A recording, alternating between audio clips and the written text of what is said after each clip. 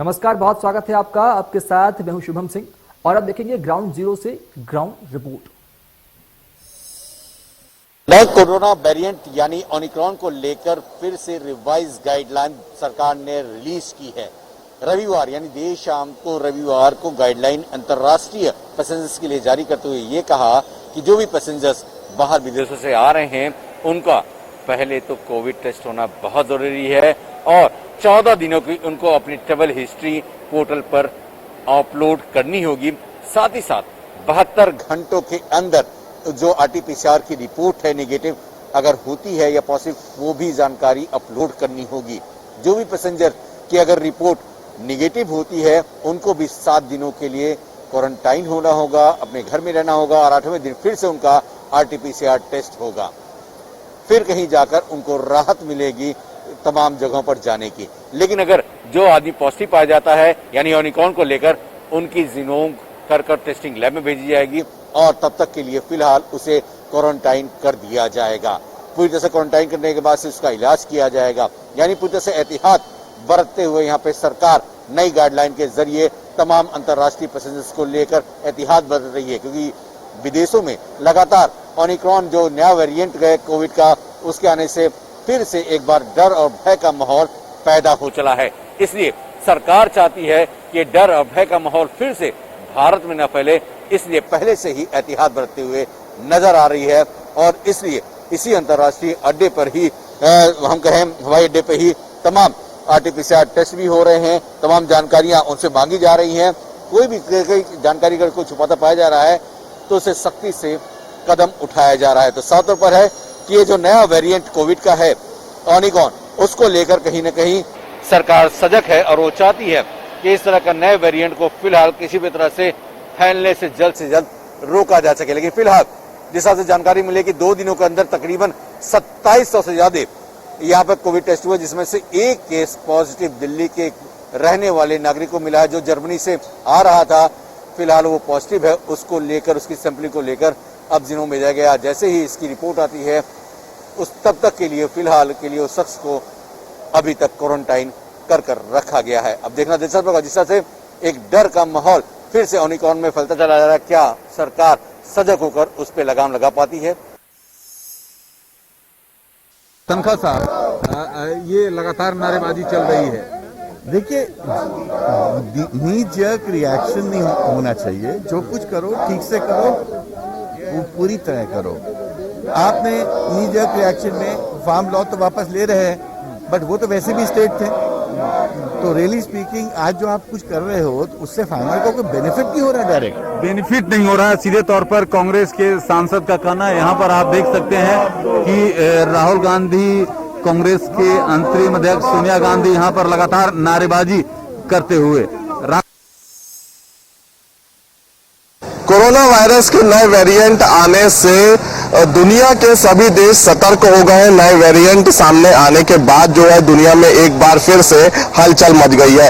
इस वक्त हम राजधानी भोपाल के गांधी मेडिकल कॉलेज हमीदिया में मौजूद है और नया वेरिएंट ओमिक्रॉन पहली बार जो है दक्षिण अफ्रीका में पाया गया था। इसके बाद सभी देश सतर्क हो गए हैं और मुख्यमंत्री शिवराज सिंह चौहान ने भी इसको लेकर चिंता जाहिर की है। कल उन्होंने एक बड़ी बैठक की थी। इस बैठक में कई बड़े फैसले लिए गए हैं। इसके साथ ही अब स्कूलों में जो है 50% क्षमता के साथ ही बच्चे प्रवेश कर सकेंगे। इसके साथ ही जो मध्य प्रदेश में प्रतिबंध हटा दिया गया था, अब वो प्रतिबंध एक बार फिर से लागू किया जा सकता है। यहाँ पे वैक्सीनेशन पर जोर दिया जा रहा है। इसके साथ ही जो तमाम नियम लागू किए गए थे अब उनको सख्ती से प्रशासन के अधिकारियों को पालन करवाना पड़ेगा। लोग अगर बिना मास्क के घूमेंगे तो उनके खिलाफ चालानी कार्रवाई होगी।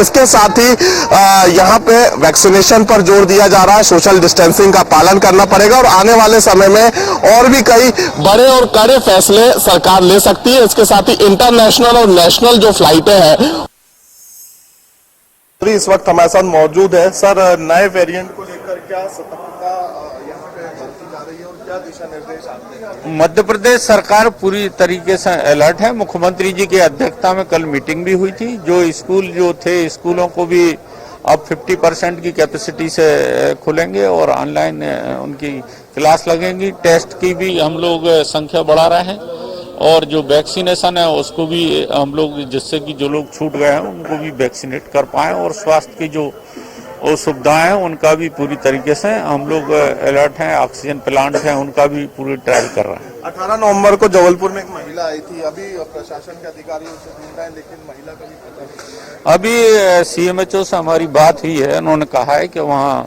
वो मिलिट्री के ट्रेनिंग स्कूल में है और वो उसके टेस्ट भी हो चुके हैं, नेगेटिव है और क्वारंटाइन है। दूसरी लहर में जो स्थितियां उत्पन्न हुई, बेड की कमी, डॉक्टरों की कमी, अब अगर तीसरी लहर दस्तक देती तो ये समस्याएं उत्पन्न नहीं, मध्य प्रदेश सरकार ने पूरी व्यवस्थाएं यहाँ पर करी हैं।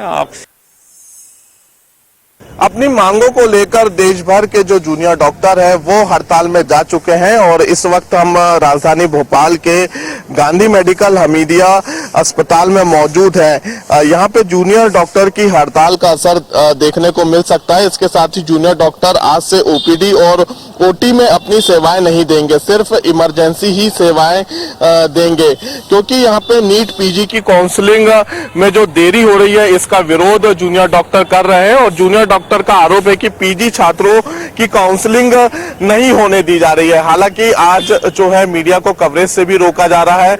आप देख सकते हैं कि यहाँ पे ओटी है और जो वार्ड है यहाँ पे अपनी सेवाएं आज जूनियर डॉक्टर नहीं देंगे और इसके साथ ही भारी पुलिस बल भी तैनात कर दिया गया है और जो गांधी मेडिकल कॉलेज का मेन गेट है वहां पे जो है मेन गेट के अंदर मीडिया को एंट्री नहीं दी जा रही है।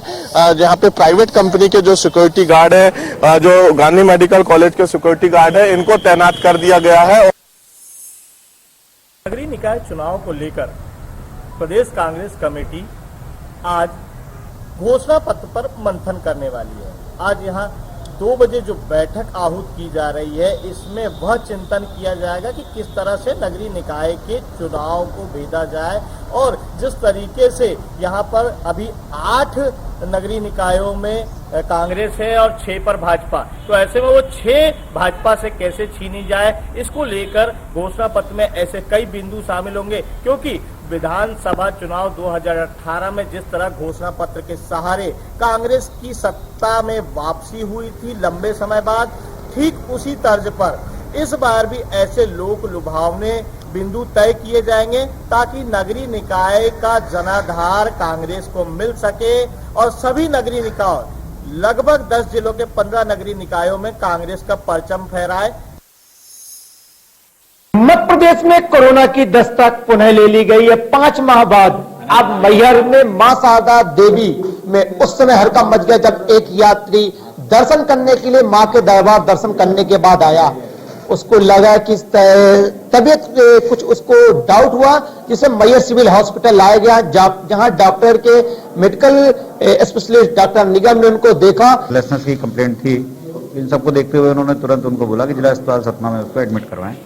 तो 108 को बात कर लिए, 108 लेकर के जाने वाली है या चली गई है मेरे ख्याल से। 108 से फोन आया था। क्या बताया मरीज कहाँ का है जिसको पॉजिटिव? और हिस्ट्री लेने पे पूछा गया तो उसने बताया कि वो उड़ीसा का रहने वाला है और शायद 2 दिन पहले मैहर में ही काम करता है LNT में। तो उसने मतलब हिस्ट्री ट्रेवलिंग की उड़ीसा से आया हुआ बताया। क्या लग रहा है लोगों को सतर्क रहने की आवश्यकता है, जैसा कि सरकार ने भी अब कह दिया है कि लोग सतर्क रहे, 50% स्कूलों में बच्चों को कर दिया गया, इस तरह की क्या एडवाइजर रहेगी लोगों को? नहीं, ये तो बिल्कुल तय बात है कि जो इस समय की न्यूज है, अपने सीएम साहब ने भी बोला है कि सतर्क रहने की जरूरत है। विदेशों में कोरोना के नए वेरिएंट के मिलने के बाद अब देश और प्रदेश में भी अलर्ट है। ऐसे में स्कूलों की क्या स्थिति है ये हम जानेंगे। हम इस समय खंडवा के एक स्कूल में मौजूद हैं जहां पर कुछ छात्राएं हैं और वहां की स्थिति हम देखने की कोशिश करते हैं।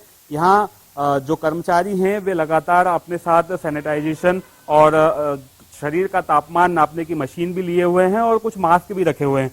आपके यहाँ क्या स्थिति है? जी सर, हमारे यहाँ पर बच्चे आते हैं स्टूडेंट, तो उनका पहले हम टेम्परेचर देखते हैं और जिनके पास मास्क नहीं होता है उन्हें हम मास्क लगवाते हैं और बेकायदा उनका सैनिटाइज करके उनको डिसिप्लिन के साथ और दूरी बनाए हुए कतार बाई कतार उनको बैठने की व्यवस्था करते हैं। स्कूलों में बिल्कुल देख सकते हैं आपकी पूरा प्रबंध रखा गया है कि कैसे कोविड से निपटना है। बच्चों से बात करते हैं। अभी अभी आपके स्कूल खुले थे, पढ़ाई पटरी पर लौटे थे, एक बार फिर से गाइडलाइन का पालन होगा, कैसे देखते हैं आप इसमें? हाँ हाँ, कैसे देखते हैं आप इसको?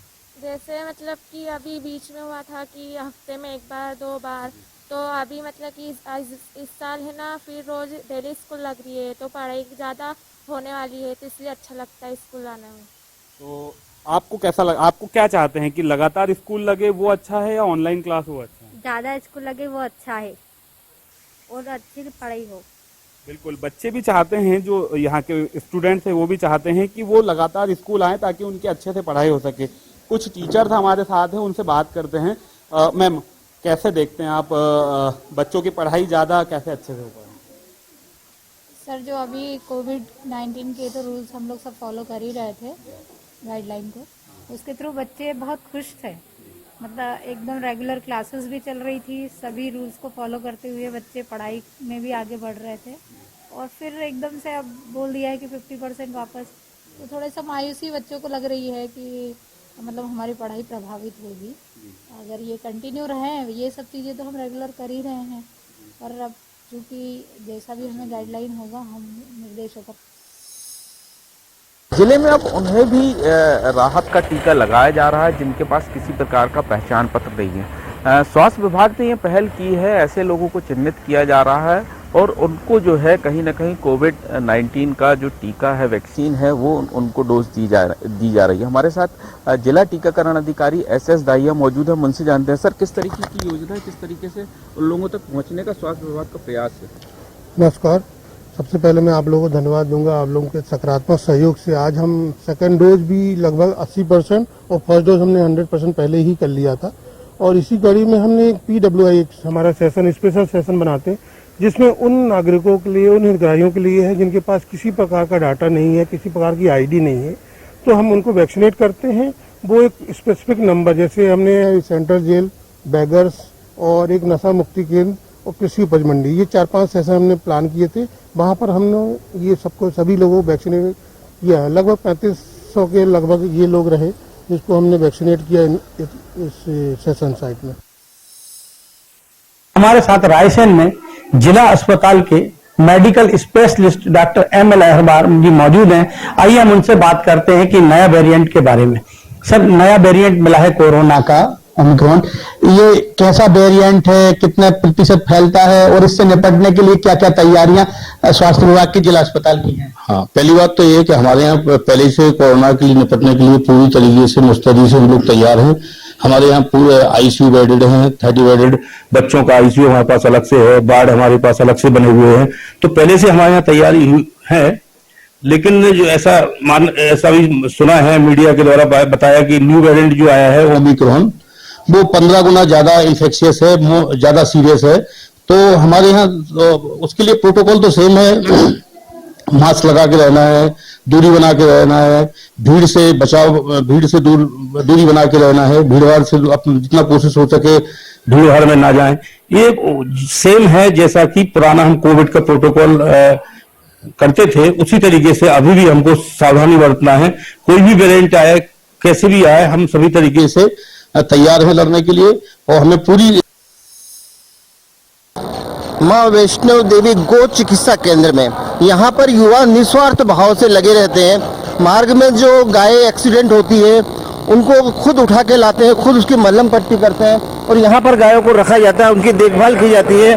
देखेंगे गाय जो है, किसी का पैर टूट जाता है, आधी रात को भी अगर गौ सेवकों को सूचना आती है तो गायों को उठाकर लाते हैं और गायों की सेवा करते हैं, उनका इलाज करते हैं, उनका खाना पीने की व्यवस्था करते हैं।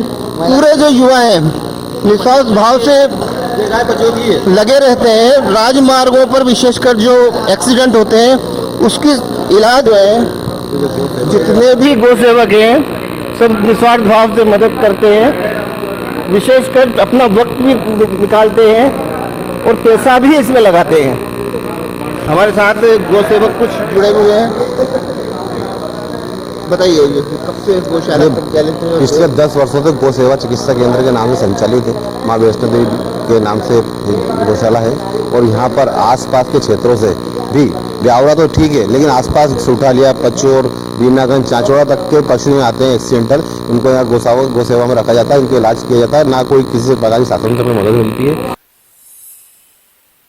कृषि उपज मंडी में जहाँ पर खाद गोडाउन है, जहाँ पर किसानों को खाद उपलब्ध कराया जा रहा है, मैं अपने कैमरामैन से बताना चाहूँगा, देखिए खाद लेने के लिए किसानों की वहाँ से ही लाइन लंबी लाइन लगी हुई है। कुछ किसान सुबह के आए हुए हैं, कुछ किसान सुबह के आने के बावजूद नाइट में आ जाते हैं। रात भर रुकने के बावजूद भी किसानों को खाद उपलब्ध नहीं हो, कैसी लंबी लाइन लगी हुई है। हमारे सामने अब कुछ किसान मौजूद हैं, उन किसानों से हम कुछ चर्चा करना चाहेंगे। क्या नाम है दादा? समरत सिंह कीटखेड़ी जी।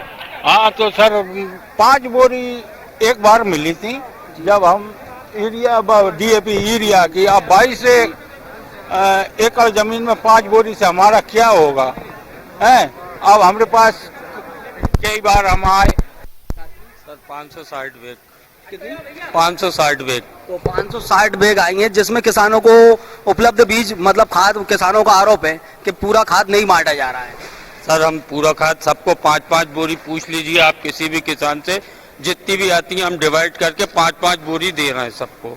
तो जितने भी किसान निपट जाए उसमें, अब उसमें मैं कुछ नहीं कर सकता। 5-5 बैग मैं दे रहा हूँ, बांट रहा हूँ, जो भी होता है सर। जिले में अब उन्हें भी राहत का टीका लगाया जा रहा है जिनके पास किसी प्रकार का पहचान पत्र नहीं है। स्वास्थ्य विभाग ने यह पहल की है, ऐसे लोगों को चिन्हित किया जा रहा है और उनको जो है कहीं ना कहीं कोविड-19 का जो टीका है, वैक्सीन है, वो उनको डोज दी जा रही है। हमारे साथ जिला टीकाकरण अधिकारी SS दाहिया मौजूद है, उनसे जानते हैं। सर, किस तरीके की योजना है, किस तरीके से उन लोगों तक पहुँचने का स्वास्थ्य विभाग का प्रयास है? नमस्कार।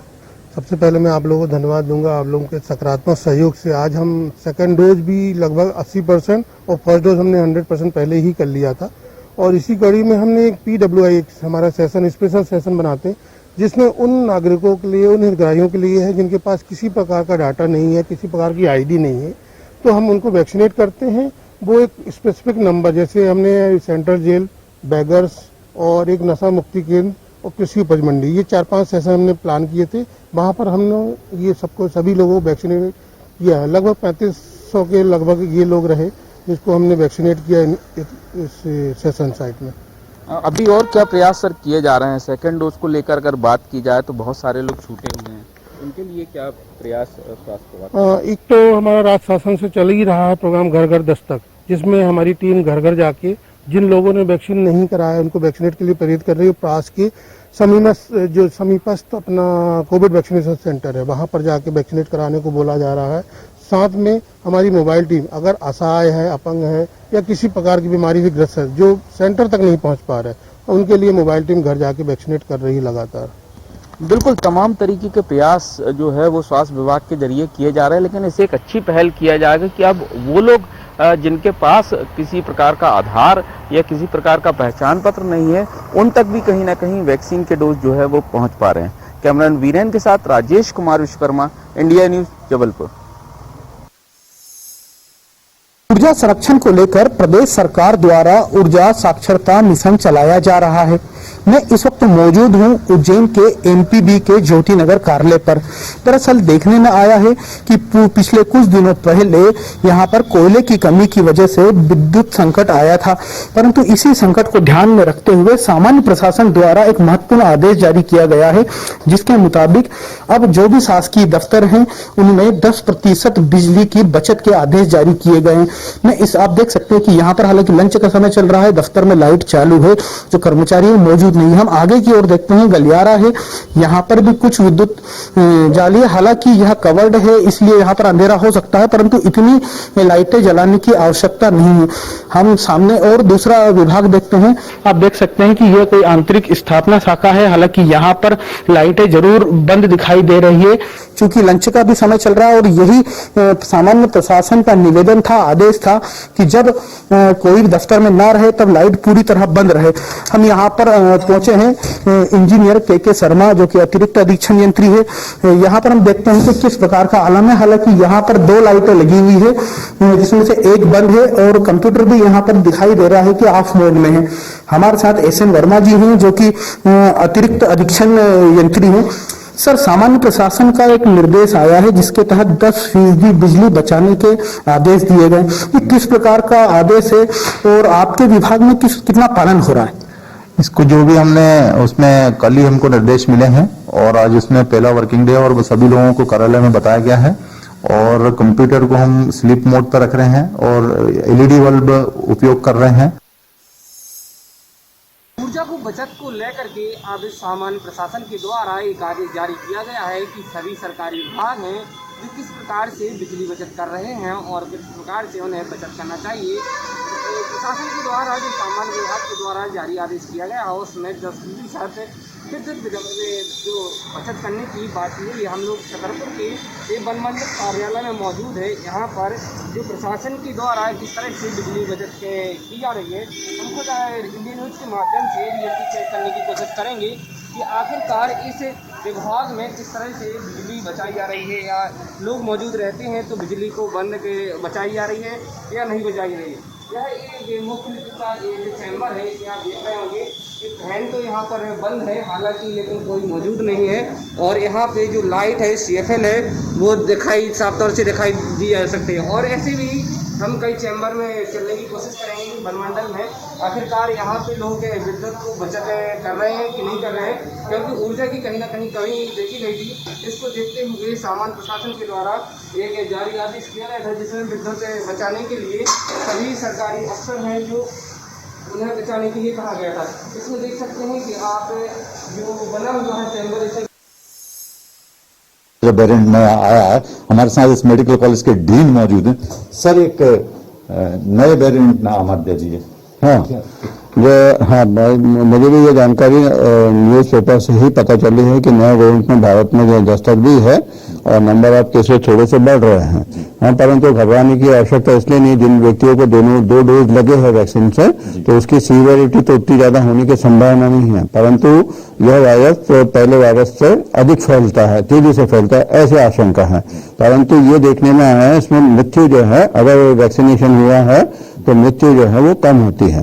और हमारे यहाँ पर जो है पहले से हमने 30 बेड का एक वो बना के रखा है ICU जिसमें सभी इक्विपमेंट वेंटिलेटर मॉनिटर और वो ऑक्सीजन लाइन सब हमारी तैयार है। यदि कोई भी कोरोना के मरीज आते हैं सस्पेक्टेड भी आते हैं तो अभी हम वहीं पर भर्ती कर रहे हैं और जैसे ही अगर मरीजों की संख्या बढ़ती है तो साधारण मरीज जो अन्य बीमारियों के उनको हम डिस्ट्रिक्ट अस्पताल में शिफ्ट करेंगे तथा कोरोना के मरीजों को भर्ती करना शुरू कर देंगे। लोग क्या एहतियात बरतें हैं?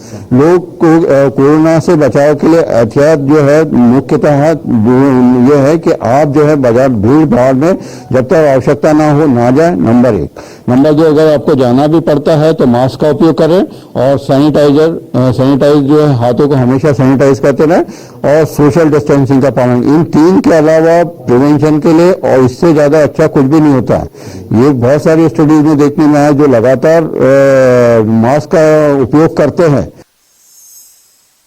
बच्चों के जो स्कूल लगाए जा रहे हैं अभी 100% क्षमता के साथ लगाए जा रहे थे, लेकिन कोरोना वायरस के नए वेरिएंट ओमिक्रॉन की बढ़ती संख्या को देखते हुए एक एहतियातन तौर पर मुख्यमंत्री शिवराज सिंह चौहान ने आदेश जारी किए हैं कि एक बार फिर बच्चों के स्कूल 50% क्षमता के साथ लगाए जाएं।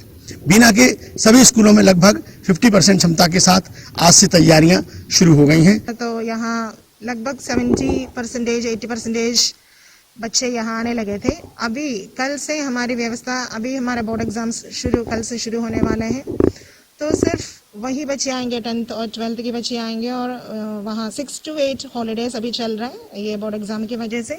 और 1 to 5 बस अभी इस हफ्ते 1 to 5 बस क्लासेस शुरू होंगे। तो 1 to 5 हमने ऐसा सोचा है कि मंडे अगर if all boys are coming, Tuesday all girls will कम।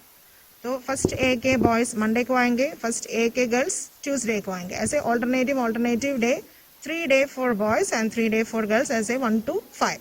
वो भी उनका भी ये अभी वर्किंग डेज है। नेक्स्ट हफ्ते लाइक 6 दिसंबर ऑनवर्ड्स बच्चों की एग्जाम्स हैं। बालाघाट में आज समर्थन मूल्य पर धान खरीदी प्रारंभ होना था, लेकिन कर्मचारियों की हड़ताल से आज धान खरीदी प्रारंभ नहीं हो सकी है, जिसके कारण जो धान खरीदी किसानों की होनी थी वो आज प्रारंभ नहीं हो सकी है। समिति के कर्मचारियों ने आज एक दिवसीय हड़ताल प्रारंभ कर दी है और इस हड़ताल के कारण किसानों की जो धान खरीदी होनी थी वो आज प्रारंभ नहीं हो सकी है। निश्चित ही किसानों को बेसब्री से इंतजार था कि आज उनकी धान की खरीदी होगी, लेकिन आज किसानों को धान बेचने का मौका नहीं मिल पाया। क्यों मौका नहीं मिल पाया। हमारे साथ यहाँ पर कर्मचारियों के आंदोलनकारी कर्मचारी है, जो उनसे ही हम जानना चाहेंगे कि ये आंदोलन किस बात को लेकर किया जा रहा है और वे आज धान खरीदी क्यों नहीं कर रहे। सर जी बताएं क्यों कर नहीं रहे। सर मैं पीसी चौहान जिला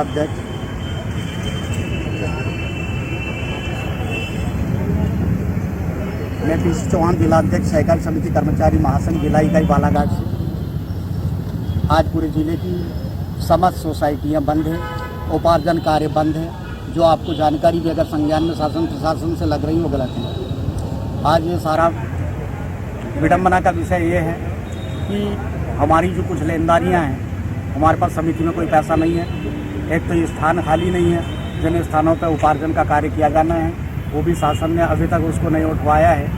और आज हमारे पास में जो विपणन संघ से राशि लेना बाकी है वो लगभग 13 करोड़ रुपए लेना बाकी है, जो आज तक हमारी समितियों को पास नहीं किया गया। समितियों की हालत इतनी खराब है कि कर्मचारियों को वेतन देने के लिए पैसा नहीं है। हमने इन चंद बातों के लिए कुछ हमारी जो मांगे थी, हमने माननीय कलेक्टर महोदय को संज्ञान में लाने के लिए हमने 30/10 को एक अल्टीमेटम दिया था। और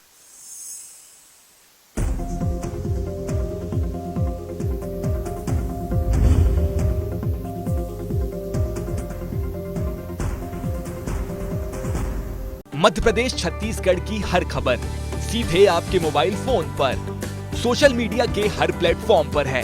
इंडिया न्यूज मध्य प्रदेश छत्तीसगढ़, अभी सब्सक्राइब करें हमारा चैनल और पाएं मध्य प्रदेश छत्तीसगढ़ की पल पल की खबर।